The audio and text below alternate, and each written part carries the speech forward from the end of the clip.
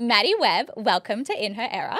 Thank you so much. I'm excited to be here. I am very excited because context, you and I met at an event recently. Yes. And as soon as I found out that you do low-tox clean perfumes, like I was already sold. Nice. And then when you told me your story and your why behind why you created your brand and what you do, that's what made me be like, oh my gosh, you have to come on the podcast. So Cute. I would love to start there. Love you to take us back to why you started Your Bliss. Also, I just context as well. I felt like at the event, we were like really drawn to each other from the start, which was so interesting. You know, it's just like one of those people where you're going to be in each other's lives in some way afterwards. So I thought that was really cool. I did the same. I was like, I need to keep talking. Could you tell? I was like, I need to keep talking to you. But Maddie had to go off and sell all her products. And I was like, come back. No. I was drawn to you too. So I guess where the business all started was I kind of fell into it. I never thought that this would be my career. I grew up as a professional dancer. That was always what I was going to do. I moved into personal training and then I got really sick. So I was diagnosed with PCOS and endometriosis. And I didn't know what either of those things were. I did not know what that meant for me. And it was my surgeon and doctor who was like, specifically with endo, you know, there's no cure, so we need to be careful about like what we put in and on our bodies, which I thought was such a holistic way for him to kind of talk as a doctor, which I really liked. Very rare. Super I will rare. also say. Yeah, and he was like an older man. Like it was, and he took so much care. Like I had been undiagnosed with endo for over 10 years, getting kind of misdiagnosed. So that was really cool. And so his conversation with me that day really went down this path of low tox and swapping over to a clean lifestyle. And weirdly, I, for years, swapped everything out of my routine except for perfume. So I kind of went with the things that I used the most, like toothpaste and deodorant and all those things. And I didn't even think about perfume. And I think the reason for that is because perfume is one of the only beauty products where you don't have to put the ingredients on the box. So I think a lot of us just go like, it is what it is. It's fragrance. We don't know. Yeah. So when I kind of found out what was in our perfume, that freaked me out. So I went on this whole journey of trying to find an alternative. I was like, surely there is an alternative out there that's not pure essential oils, because I love that, but perfume serves a specific purpose in my life, which is like to feel confident, to hold memories, to like be this new persona that you want to carry. And there was just no alternative. And so I kind of went about it in this is for myself. And it slowly turned into a fully fledged business before my eyes. I love this. And it's so true. When I was transitioning to more of a low-tox, healthier lifestyle, when I also found out all the stuff that's in all our products, all I could find was essential oil. Like you just smelled like jasmine and eucalyptus or whatever, which to me, like I smell like I'm from Byron Bay. Like I don't want to smell like a hippie. Sounds so bad. No, but it's so true. You know, you want to smell still like Chanel, or you still want to smell like the beautiful traditional perfumes with which yours does. So you've done like such an amazing job with that. We will dive into more of that. Take us back obviously to endometriosis, and during that time you said that 10 years that you were passed through the system. And I had, at the very beginning when I started the podcast, I had on an endometriosis expert, and it is the most listened to episodes. Wow, yeah. And what I have come to realize is so many women struggle with endometriosis, and it is you're just passed through the medical system undiagnosed, because so many symptoms could be seen as other things, or you're just being told like it's a woman. So what was your experience with it? Yeah, I mean, like from when I got my first period, like I always had horrific pain, and it meant like missing out on so many things in life. And I remember like I had a lot of my aunts were nurses, and I just remember so clearly so many times like on the floor screaming in pain, and all these women in my life were like, we don't know what's wrong with you. And like my mum never had any of those, so it's not like I had anyone to be like, what do you think it is? Is this similar to something you've had? And so it kind of just got to the point where I was like, this is going to be my life. And then I stumbled across my diagnosis in terms of I was so in so much pain for like a month. I hadn't been able to like go to the bathroom, and I saw all these doctors, and it got to the point where I had a GP tell me that I should take Epsom salts, like magnesium, like consume it, like what you'd put in a bath. And I thought, this is enough. Like, this is ridiculous. This is not going to help me. So I Googled like gynecologist Brisbane. The first one that popped up, I went in, and when I was sitting in the waiting room, there was like all these posters all over the wall about this gynecologist who was like, had all these awards for ovarian cancer, like mostly cancer. And I got up to leave because I was like, I'm in the wrong place. And then they called me in as I was walking out. And anyway, we had like a 5-minute conversation, and he was like, I think you have endometriosis. Wow. I was like, never heard of that. And I had surgery within like a couple of weeks. Wow. So I went from like this long path of being, you know, like not listened to, and then this one person was like, I think this is what you have. And I was so relieved. Like it's such this weird emotion when you get diagnosed, because you're like, on one hand, how amazing that you finally feel I'm not crazy. Like that's the main thing I think we get. But then it's this whole like, what is life like now? And it's especially when you're in your early 20s. When I was diagnosed, what does that mean for kids or like anything, you know? So it's very emotional, and I feel like because my business stemmed from endo, I feel this like part of me that needs to be the advocate for it through my business. So we always do like Endometriosis Awareness Month is in March, so we always donate like a massive part of our profits towards endo, and are always like talking about the cause. So it's come a long way since I got diagnosed, which is awesome. Yeah, because when were you diagnosed? Like 9 years ago. Yeah, so it was only, I feel like not many people knew even what the word was back there, whereas it's now becoming more aware, which is fantastic. Actually, so funny, when I was doing, I always do back research. I feel like a personal investigator. But when anyone comes on, I feel like a PI. And then as I'm like Googling, I was like, oh my God, Maddie's in like articles, like actual articles in the news. And I think it was because you stood up for someone saying something. I don't remember the exact. The most recent one, I think it was for news.com.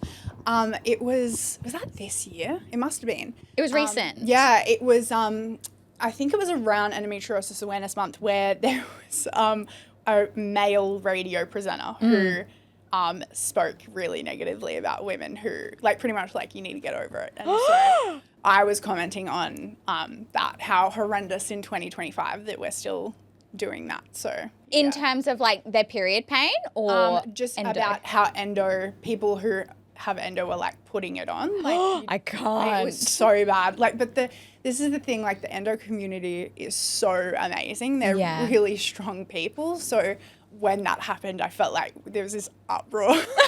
People were like, you can't say that. So, yeah. Oh, my gosh. Okay, that's what, because I was like, I need the context for what this radio guy said, because I just saw spoke against something on the radio. Yeah. And I was like, oh, okay, that makes sense. Yeah. So when you were doing your research, obviously you got the diagnosis of endo and then PCOS afterwards? PCOS first. Through like an ultrasound, and then endo was surgery, because back then you couldn't get diagnosed any other way, which you can now from ultrasound, which is really cool. Yeah. I guess when like the surgeon said in and on your body, I was like, what do you mean? Like, I really thought about food first. Yeah, totally. Which I think we all do. But then I was like, oh, well, I guess your skin is like your largest organ. The things that you're putting on it are seeping in through, you know? So that was really interesting. And I think that at the time, there was this real shift in products that were becoming like the cleaner alternative. And perfume just really stuck out to me in the end, because I was like, surely there's an alternative. And when there was not one in Australia. And it was mostly because I noticed that all these products had hormone disruptors, which that is humongous for endo and PCOS. And so, all these products had like parabens and phthalates. And that is, I guess, when the word fragrance is used, usually parabens and phthalates like sit in that, but you don't really have to say. So none of our fragrance has it in there. But I just couldn't believe that there wasn't an alternative. And I remember one day walking into, it might have been like Go Vita, like a health food store. And there was like their perfume alternative. And I was like, this is disgraceful. It was the ugliest thing I've ever seen. It was like this big. And I was like, there's a gap here. Yeah. So I started doing like perfume workshops and trying to like do it myself. And I think it was that point where I thought maybe other people might want this too, that I went down the let's find a manufacturer and became a business. Yes, we will definitely talk about the process, because the idea of like conception to building a perfume company is huge. So when we talk about, I think lots of people when they hear like low-tox, clean, it's very vague. Not everyone knows why it's important, etc. So I'd love to hear from your lens why it was important to you, and then I can also elaborate as a health practitioner. Yeah. I know that it is this funny word, and back when I started going down the path, I was really looking at what is all natural and what is low tox and like what all these things mean. And with perfume, I knew for me what was important was having something that lasted on my skin, that didn't disrupt my hormones. These were the most important things, and that like really smelled like perfume. So I was kind of figuring out that happy balance for me, because as well with like when you say natural, there are a lot of essential oils and things that are allergens. So it's like doing it the clean way also meant that I could make things vegan, because a lot of natural products come from animals. So it's like about finding that what is important to me, where's that happy balance. I'm not about perfection. Like when I went down the route of swapping everything out in my life, it wasn't about being perfect, because being perfect is such a stressor on us. I feel like women, we try to be everything and do everything perfectly. And so this was like won't disrupt my hormones, check, lasts, smells amazing. Yeah. And that's kind of where I landed on it. Yeah, I think that's so good. And I think you're right. As women, we try to, or even with clients, when I talk about your toxic load, how much of the liver, especially if I'm dealing with someone with hormonal imbalances, when we look at everything that's in our household, there's a lot. And people get very overwhelmed. And my perfectionism, high-achieving women are like, I have to throw away everything I own immediately. And I'm like, no, it needs to be a really gradual approach. Just say, for example, you finish a foundation, maybe look for a different alternative, or you finish a perfume, then look for a different alternative. Like instead of like throwing the baby out with the bathwater or whatever the saying is, like it's okay. You don't have to throw away everything. Just gradually implement it in. Yeah. I think that's great advice. I also think in terms of the beauty industry, just like you said, in terms of the word fragrance, so that people understand as well, I think with fragrance, like it's not regulated. So you could have literally 200 chemicals under the word fragrance. And I think there is a study, there's a lot of research done by an organization, the Environmental Working Group. I'm sure you know. And I think that they said it was around, women put on about 168 chemicals before they even, in a day, before they even leave the door, like, which is insane, and we absorb all that. So when we talk about hormonal disruptors, just for the audience listening, because you've used that word, I like to phrase hormonal disruptors as if it was, say, a lock and key mechanism. So if your hormones they have obviously receptors that go into them. There's the hormones of the lock, the hormones of the key, receptors of the lock. These chemicals mimic your hormones, so they look exactly like the key. Then they might go into the lock, but maybe they won't turn it, or they will turn it a different way, so a different action will be produced in the body. So it dysregulates our normal hormonal flow. So when we talk about, I guess, hormonal disruptors and why it's important, I always want to kind of explain the science behind why it's important, because so many people are like, oh, we'll just go to low tox, but no one actually knows like what that means and why it's important, I think, for women. So when you started transitioning, obviously, what was your pathway? Did you throw out everything, or you mainly transitioned, I don't know, makeup, then chemicals, or? I think it was like one at a time, and it was the things that I noticed that I used the most. So it would be the most impactful to my health. So it was things like deodorant, when you're putting it like directly on your skin.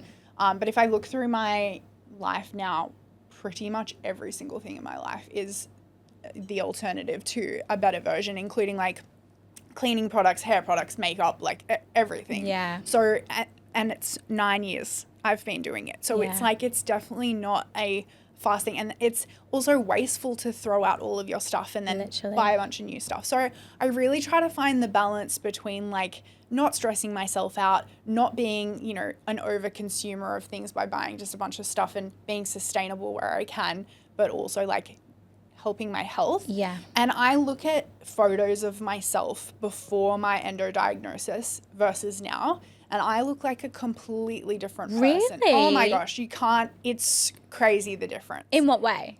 Everything, like my skin, my hair, just the radiance of like who I am as a person, my weight, my like everything. And I put it down so much to all of those changes have like accumulated into how I am. And of course, like a major one being endo pain, and how endo, like I don't have flare-ups anywhere like I used to. So yeah, I think it's just about like figuring out what works for you, and this is what's worked for me. Yeah, for sure.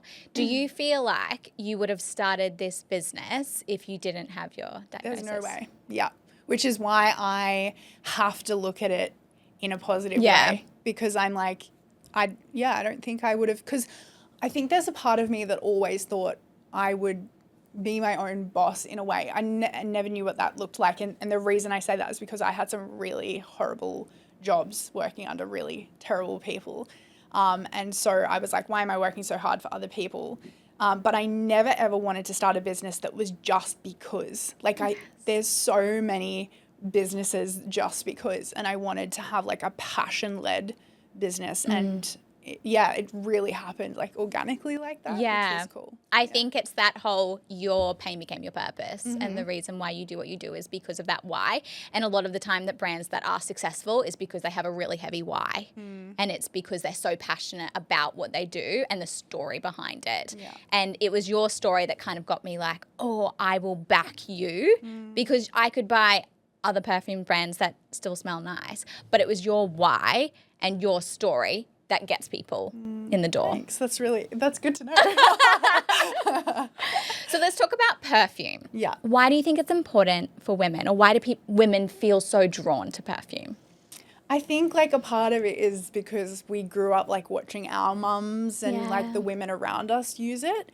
And so, because I know for me, like my mum had, you know, such a beautiful tray of Chanel and that kind of thing growing up. And then when I started to get into perfume, it was like Taylor Swift and Britney Spears Fantasy and like that kind of thing. I remember. And when I started like getting my first job and that kind of thing, getting told like you smell so good was my favorite compliment to get. I love that. And I don't know why, but it was this really like, oh, like thank you. So it did give me this like confidence. And so, yeah, I don't know. It definitely, perfume for me is so special for the two reasons of like, I really attach, and everyone does, attaches memory to scent. And then it is a confidence booster for sure. So yeah, it's like, it's such a unique beauty product, because it's like, and as from a business lens, it's really hard to sell online because people don't know what it smells like. So so true. You have to be really creative with trying to, you know, explain scent online. But it's a cool beauty product because it has so much more than just, I don't know, like helping your wrinkles. I don't know. You know what I mean? Yeah. I think it's who you become when you wear it. I think about, I went for years without wearing perfume because I couldn't find anything that smelled nice. But when I put it on, you feel put together. And even if you're wearing the daggiest clothes, but you put on your perfume, you feel it elevates who you are, and you automatically feel so much better about yourself when you spray it on. Definitely. It's like, for me, I call it the invisible, unforgettable accessory. Oh, because, I love. it's like an outfit to me is not finished without that scent. So, yeah, it's really special. And I think you're so right. My partner the other day, I was wearing your perfume. It does last. Thanks. I'm glad. Because I was like, he's like, oh, you smell nice. I was like, oh, it must be my perfume that I put on in the morning. Cute. So it does. It is a compliment when people are like, oh, you smell so nice. Yeah, it's a good compliment. So tell us about the behind the scenes, because I really feel like that whole idea of, oh, I see a gap in your Go Vita store, and then to building a business in perfume is a huge prospect. Yeah. So how did that experience go for you? Yeah, it's so funny actually. You just saying that out loud just made me realize that, because we have one of our wholesalers is a Go Vita in rural Victoria. It's one of our best wholesalers. They placed a massive order yesterday. Actually, it blew my mind. We've never had one so big, and I did not even like clue that until you just said that out loud, that was the place that I was like, oh, there's a gap. So full circle moment. Really cute. Yeah, it was really hard, especially because we were like first to market in Australia with clean perfume. And I went to so many manufacturers, and so many of the samples were horrendous. Like, smelled like toilet spray or mosquito repellent or, yeah. And it just got to the point where I was like, maybe it can't be done here. Maybe we don't have a manufacturer who can. So I was very close to giving up. And I feel like Google last minute is always my thing of finding what I need. But yeah, I just Googled this place that they weren't even a manufacturer. They were like a perfume shop in Victoria, and they made their own perfumes, and it was like this chemist, because that's who you use for perfume. She'd been doing it for like 40 years. And these two women in this beautiful store, and I went in and I just said, this is like my vision. I don't know if that's something that you guys can do, but this is what it was. And they loved the why behind it so much. And they're like, well, we haven't ever done this before, but like, we're keen to give it a crack. And from that, they've now become a fully fledged manufacturer for perfume now. Wow. And yeah, that was, we created 5 scents is what we launched with, which I can't believe that that's what we did, because that is a huge feat. Creating one scent is so much work. It takes probably like 12 months to develop a scent. Really? Yeah. And just making sure, especially with like doing it the way that we do too, it's like such high quality, but with like really good ingredients and that are better for you. So it is hard. And making sure that, like, I like to make sure that the longevity, is there as well. So it's a lot of like testing like that. We launched with these 5 scents, and back when we launched the brand, it looked very different to what it does now. It was like this pale pink, very young, and it shows like how long ago that I started that process, because the brand today looks so different, and we've really grown. But yeah, I was very close to giving up. Wow. And it's just amazing to me that, you have no experience in perfume. No. And then being like, it's the initiative to be seeking out manufacturers and really wanting to do this. And like, thank God for Google, because I would have no idea when to be like, how do I even get a manufacturer, or where do I find these people? So yeah, it's incredible what you've done and created.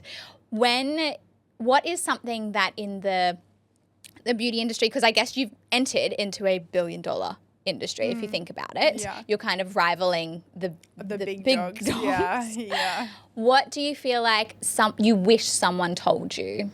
Oh my gosh, so many things. I feel like I was literally thinking about this morning, about all the mistakes. And I think like one of where we went wrong, and I guess maybe I look back and go, we could have been so much further along now if I'd done this. But I guess the whole finding a manufacturer and feeling like that was my only option at the time, instead of being able to look around and see what other pricing there might have been, and like, which, nowadays you can really do that because it's grown into this huge business in Australia. You can find really, great perfumers in Australia now. But our margins were so bad that it took us a really long time to be able to make money as a business. And I think I was doing it from such a place of love that it was like the love came first and then the making money. And it's like, that's amazing. And I know women are really bad at that, about, just being like, I also need to make money. So that's something that I would I guess, tell my younger self is that it's all good to have the love, but if you can't make any money in a business, you won't last very long. Yeah. So I've learnt a lot of those kinds of lessons for sure. Yeah, for sure. And you're so right. I think with women, we do it because we're passionate about it and we just keep going because we're like, we just love doing it. But at the end of the day, we still have to make money. Yeah. And there's so much that goes on behind the scenes of how much things cost that people don't realize. No, yeah. It's very, very expensive. And I think that if you're getting into business to like just make a lot of money, it's going to cost you so much more than you could ever imagine.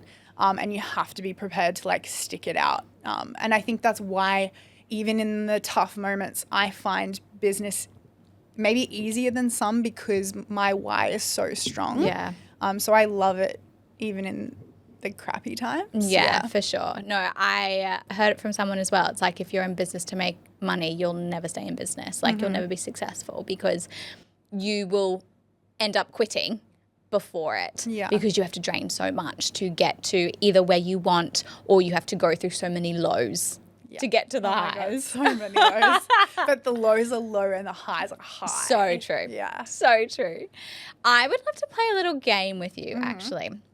So what I want to do is obviously you have multiple fragrances. How many are in your line now? We've got 9. Okay. 9. So what we want to do is I want to give you a scenario. Okay. We're going on, I'm going to do certain things and I want you to tell me which scent in your line I need to wear for this occasion. Okay. I think because it might help people if someone's, especially online, they look at the names. I don't know what to wear. I don't know what that type of smells like. Okay. You ready? Yeah, I'm ready. Okay. What if I was going on a European summer vacation? Okay. I would say either Sunny Days, which is like a citrusy, fresh scent. So I feel like that fits a Euro summer like really well. Or Dawn, which is my favorite right now, which is like a little bit sweet and fruity, but it's super fresh and just like easy to wear. Yeah. Okay, I love. What if we were doing like a really productive as fuck day? Like we are getting shit done. We want confidence. We want to feel really good. Okay, so I'd wear Allure. My fave. It's mine. Yeah, your fave. Or I would layer Dusk and Dawn together, which is what I'm wearing today because that's like my recipe for confidence. Oh, I love the layering idea. Yeah. And someone messaged me the other day and said that they layered Allure and Dawn together and it was really good. And I was like, I don't know. I've never thought to do that combination together. Interesting. Yeah. But Dusk is like a very masculine sense, like smoky, woody, not my typical scent. It is. But together with Dawn is like, I can't even explain it. It's really beautiful. Okay. Yeah. I feel like I need to combine them together because I think I tried Dusk and I was like, not for me. Yeah. There's the thing about perfume is it's very personal. Super personal. That's why I need to not take some things too to heart because it is, yeah. You can't because like it also smells differently on people's skin. So yeah. Okay, what if we're going on a date? Like we're wearing the dress and we want to feel like we want to smell unforgettable. Date night. Yes. And that's why I named it that. Oh, it's called Date Night. It's called Date Night. Oh, obsessed. Yeah, it's like one of our original 5 scents. I love that. And it was like purely for that. Yeah, Date Night. I love that. That's a very simple answer. Okay, what about a Sunday reset? Oh, okay. I would say, okay, it depends on your personality. Sorry, go to. Peachy Dreams is like, that's like a Sunday scent to me. I don't know what it is, but it's like, it smells like real peaches. So it's like, it's really uplifting and fruity. Or on the other end, Ocean Blue, which is, it's got like chamomile and jasmine. So it's like a grounding scent. So depends your personality, but those Depends what you do on a Sunday reset. That's true, yeah. Okay, what about, again, I guess this is a confidence one. Like we're going to present or we're walking into a big meeting. What would we wear? I feel like for me, I'd probably wear Allure for something like that. Like that one to me, I would wear it either something like a date where it's like sexy, but then also I almost like harness the same energy for like speaking. Totally. Or, you know? Yeah. Yeah. Allure, I definitely feel like is my favorite because it gives you, I don't know, I get the name is Allure. It's like alluring. It is alluring as I love. Okay, last one. If we were going for like Pilates, morning walk, brunch date with your girlfriends. Okay. I would go Sweet Kiss, which I wore that on my wedding day actually. Oh, I love that. She's an underrated gal because she's like mango, fig, fruity as well, but it's like also has woody notes, so it really balances it out. And it's really fun. That reminds me of like, hanging out with your girlfriends. Oh, that's so fun. Yeah. Okay, everyone take notes. That's such a cute little quiz. I like that. But when you need, I know you can pop it on your website, then everyone knows. I love it. I love it. Okay, what do you feel like has changed for you as a person since starting Your Bliss? Like, I'm not the same person, I don't think. And everything about me, and that is so much to do with business. It has made me grow up as a person a lot, but into maybe a version of myself that I didn't know that I could be, or maybe not at this age. Maybe I thought I had, that might come a little bit later in life, but it's made me stand up for myself, be more independent, have more respect for myself, and maybe think more highly of myself. Because I think before I didn't have any, the thought of speaking publicly about anything was my biggest fear in life. You would never know. But it's about a business really pushes you outside of your comfort zone a lot, like almost every day. And so I'm really grateful for that. Yeah. That is so, I agree, because I feel like I've said business is personal development on crack. I've never heard that, and I really like it. You can use that. I like it, yeah. Where do you see your next era for 2026? That's such a good question. I have really massive goals with the business specifically to be, I want Your Bliss to be so accessible to everyone. So to be in a Sephora or a Mecca for us is the goal. Just so like clean perfume, I know that for me it was, for my hormones, and I know for a lot of our customers, they haven't been able to wear perfume because of headaches or sneezing, all those kinds of things. So it's wouldn't it be nice if everyone could just have a perfume that smelled really good but also didn't make you feel like crap? So that's kind of where I see for the business. And for myself, I don't really know. I think this year I had all these other health issues that I wasn't expecting to come up, but I have been able to still handle everything really well, and I think that's because of how I take care of myself as a whole.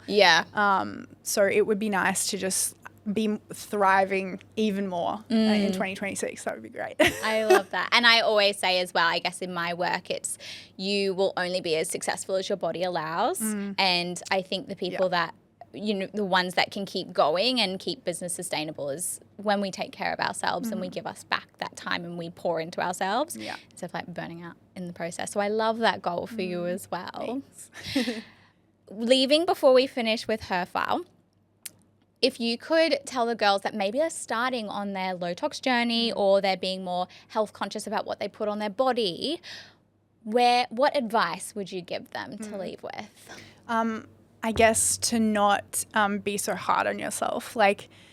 The whole trying to do it all at once is such an overwhelming concept. So I would just be let's bring it back to basics and take one thing at a time and just be if I know with food, sometimes I used to be really hard on myself if I wasn't eating a specific way, and that's not really good for anybody. So just to, be a bit easier on yourself is the number one thing I wish I could have, been that person to tell my younger self that. I think it's so true. And I think that underlying pressure we put on ourselves, I've seen it as well in labs, but the cortisol response is huge and it actually does more impact than eating the food. Do you know what I mean? When you're stressing about what you're eating or what you're putting on your body as well. So I think that is such beautiful advice. So, Maddie, we have her file. So every woman that comes on the show has her file. I'll let you grab it. In there is 3 questions. It allows us to understand the woman behind the brand, behind the perfume, doing all the things. So they are a little bit more vulnerable, a little bit more personal. I want you to pick one that resonates the most with you, read it aloud, and then just whatever pops into your head. Well, these are all really good. Oh, that's so hard. Okay.